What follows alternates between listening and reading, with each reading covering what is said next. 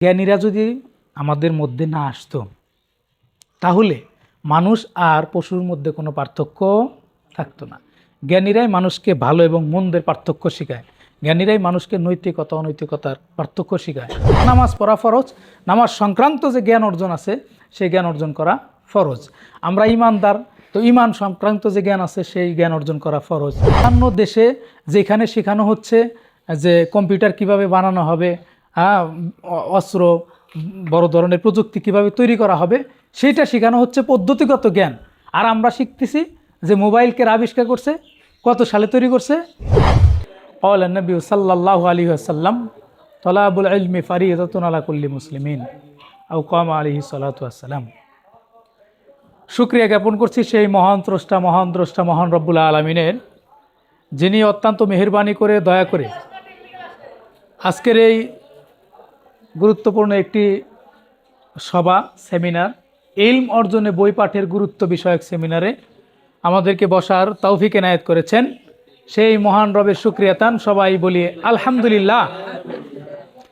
দরুদ ও সালাম বর্ষিত হোক জনাবে পাক সরকারে দো আলম তাজদারে মদিনা সুলতানুল আম্বিয়া আশরাফুল আম্বিয়া বিশ্ব মানবতার মুক্তির দূত জনাবে পাক হযরত মুহাম্মদ সাল্লাল্লাহু আলাইহি ওয়াসাল্লামের প্রতি। সবাই মুহাব্বাতান বলি সাল্লাল্লাহু আলাইহি ওয়াসাল্লাম। আল্লাহ রাব্বুল আলামিন আমাদেরকে সৃষ্টি করেছে, কোনো না কোনো একটা উদ্দেশ্য তো আছে নাকি? প্রত্যেকটা কাজের পিছনে একটা উদ্দেশ্য থাকে। ইংরেজিতে বলা হয় নো স্মোক উইদাউট ফায়ার, কারণ বিনা কার্য হয় না। প্রত্যেকটা কাজের পেছনে একটা না একটা উদ্দেশ্য থাকে। তো আমরা কি আপনি নিজে নিজে সৃষ্টি হয়েছি, না কেউ আমাদেরকে সৃষ্টি করেছে? কে? আল্লাহ। তাহলে আল্লাহ আমাদেরকে যে সৃষ্টি করেছে নিশ্চয়ই একটা উদ্দেশ্য, একটা মাকসাদ নিয়ে, একটা লক্ষ্য নিয়ে সৃষ্টি করেছে, ঠিক না? তো সেই উদ্দেশ্য কি কেউ কি বলতে পারবে? কি উদ্দেশ্যে আল্লাহ আমাদের সৃষ্টি করেছে? হ্যাঁ, গুড। একজন বলছে আল্লাহর ইবাদত করার জন্য, তাই না? আচ্ছা, খুব সুন্দর। আল্লাহ তাআলা অবশ্যই আমাদেরকে তার ইবাদত করার জন্য সৃষ্টি করেছে, তাই না? তো সেই আল্লাহ রাব্বুল আলামিন আমাদেরকে কিভাবে আমরা জীবন পরিচালনা করব সেই বিষয়ে কোরআন এবং সুন্নাহয় দিক নির্দেশনা দিয়েছে। কিন্তু বর্তমান সময়ে মোবাইলে, অনলাইনে, অফলাইনে নানাবিধ ফিতনা, নানাবিধ মূর্খতা সব জায়গায় ছেয়ে গেছে। এই জন্যে আমরা অনেকেই আমাদের নিজেদের জীবনের যে মূল উদ্দেশ্য, সেই মূল উদ্দেশ্য থেকে দূরে সরে গেছি। এখনই যদি আমি প্রশ্ন করি যে আজকে ফজরের নামাজ কে কে পড়ছেন, যে হাতগুলা উঠবে খুবই সংখ্যা। আমি হাত উঠাইতে বলতেছি না, কিন্তু খুবই নগণ্য হবে, যে অনেক কম হবে, ঠিক না? অথচ আল্লাহ রাব্বুল আলামিন আমাদেরকে কত দয়া, কত রহমত দিয়ে লালন পালন করতেছেন, সেই আল্লাহকে আমরা ভুলে গেছি। সেই আল্লাহকে জানার জন্য, পরকালমুখী জ্ঞান অর্জন করার জন্য যে আমরা আমাদের পশ্চিম টাঙ্গাইলে একটা লাইব্রেরি প্রতিষ্ঠা করেছি, সেটা হচ্ছে বদরুল হুদা পাবলিক লাইব্রেরি। এইখানে যুবকদেরকে নিয়ে এসে বিভিন্ন বিষয়ে ফরজিয়াতের জ্ঞান, ইসলামের শরীয়তের ফরজিয়াতের জ্ঞান, কোরআন শিক্ষা মক্তব ইতোমধ্যে আমরা চালু করেছি, এবং বিভিন্ন প্রকার বিভিন্ন বয়সে বিভিন্ন ধরনের বই আছে।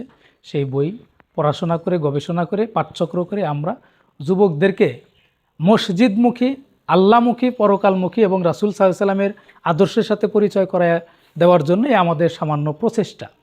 তো এই বিষয়টা আপনাদের জানানো প্রয়োজন মনে করছি, আপনারা আমার ছোট ভাই হিসেবে, সেই জন্য আজকে আসা। তো সুপ্রিয় শিক্ষার্থীরা, প্রথমে আমরা জানবো ইলম কী জিনিস, তারপরে ইলম অর্জনে বইপাঠের গুরুত্ব নিয়ে আমি খুবই সংক্ষেপে বলবো। তারপর আমার ভাই আসছেন, মেহমান অনেক দূরে থেকে, উনি কথা বলবেন গুরুত্বপূর্ণ, আপনারা শুনবেন ভদ্রতার সাথে। তো ইলম এটা একটা আরবি শব্দ। কি শব্দ ভাই? এর শাব্দিক অর্থ হচ্ছে জ্ঞান। এর শাব্দিক অর্থ হচ্ছে কি?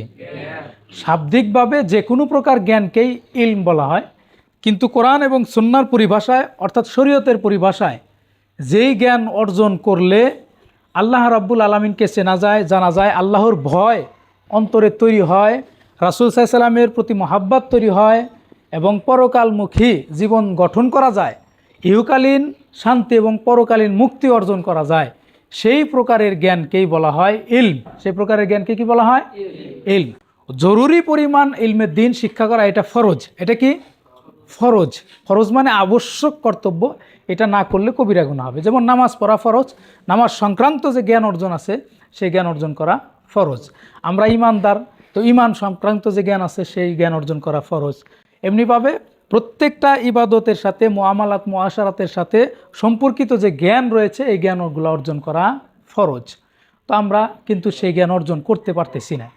এই জন্য এই জ্ঞান অর্জন করার জন্য একটা প্ল্যাটফর্ম হচ্ছে আমাদের এই বদরুল হুদা পাবলিক লাইব্রেরি।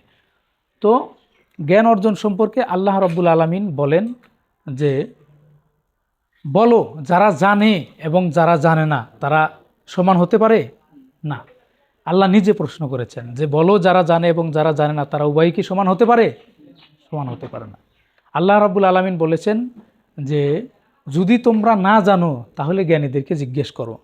এমনিভাবে বিভিন্ন জায়গায় কোরআনে আল্লাহ তাআলা জ্ঞানীদের মর্যাদার কথা বলেছেন, জ্ঞানীদের সম্মানের কথা বলেছেন। রাসূল সাল্লাল্লাহু আলাইহি ওয়াসাল্লাম হাদিসে বিভিন্ন জায়গায় জ্ঞান অর্জনের কথা বলেছেন। রাসূল সাল্লাল্লাহু আলাইহি ওয়াসাল্লাম বলেছেন, তলাবুল ইলমি ফারিদাতুন আলা কুল্লি মুসলিম, প্রত্যেকটা মুসলমান নর নারীর উপর ইলমে দ্বীন অর্জন করা, দ্বীনের জ্ঞান অর্জন করা ফরজ। এটা কি ফরজ। একজন আল্লাহর ওলি ছিলেন হাসান বসরি রাহমাতুল্লাহি আলাইহি।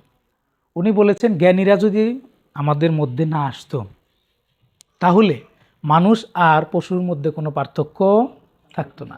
জ্ঞানীরাই মানুষকে ভালো এবং মন্দের পার্থক্য শেখায়, জ্ঞানীরাই মানুষকে নৈতিকতা অনৈতিকতার পার্থক্য শেখায়, করণীয় বর্জনীয় বিষয় সম্পর্কে জ্ঞানীরাই পার্থক্য শেখায়।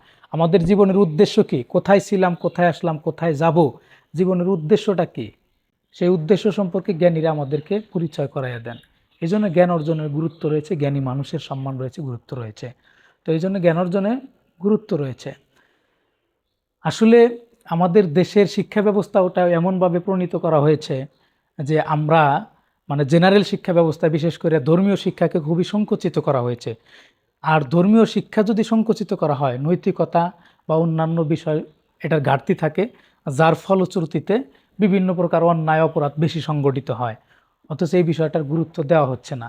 এরপর ধরো উদ্ভাবনী শক্তি বলো, বিজ্ঞান এবং প্রযুক্তিগত দিক থেকেও আমাদের সিলেবাসটা সেইভাবে প্রণয়ন করা হয় নাই।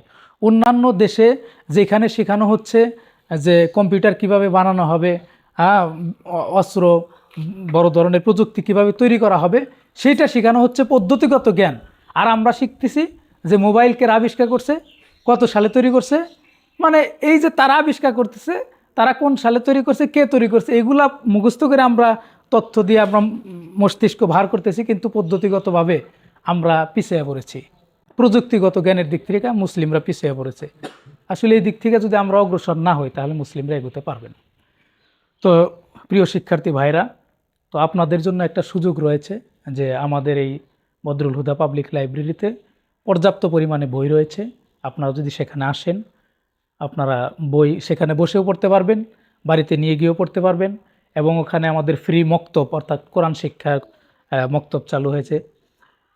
তো প্রতি শুক্রবার মাগরিব থেকে এশা পর্যন্ত সেখানে আমরা বসে পড়ালেখা করি, পাঠচক্র হয়। আপনারা সেখানে আসতে পারবেন ইনশাআল্লাহ। তো আমি আর বক্তব্য দীর্ঘায়িত করব না, আমার ভাই আছে, উনি কথা বলবেন। আচ্ছা, ধন্যবাদ। কোন জায়গায়? এটা হচ্ছে তোরাকগঞ্জ মোড়ে, তোরাকগঞ্জ মোড়ে তোমার হচ্ছে সিএনজি যে স্ট্যান্ড আছে, সিএনজি স্ট্যান্ডের উত্তর পাশে লুৎফর রহমান মস্কুর মুক্তিযোদ্ধা, ওনার বাড়িতে ভেতরে আর কি। তো তোমরা যারা আছে অনেকেই চিনবা, ওইখানে ব্যানারও দেওয়া আছে।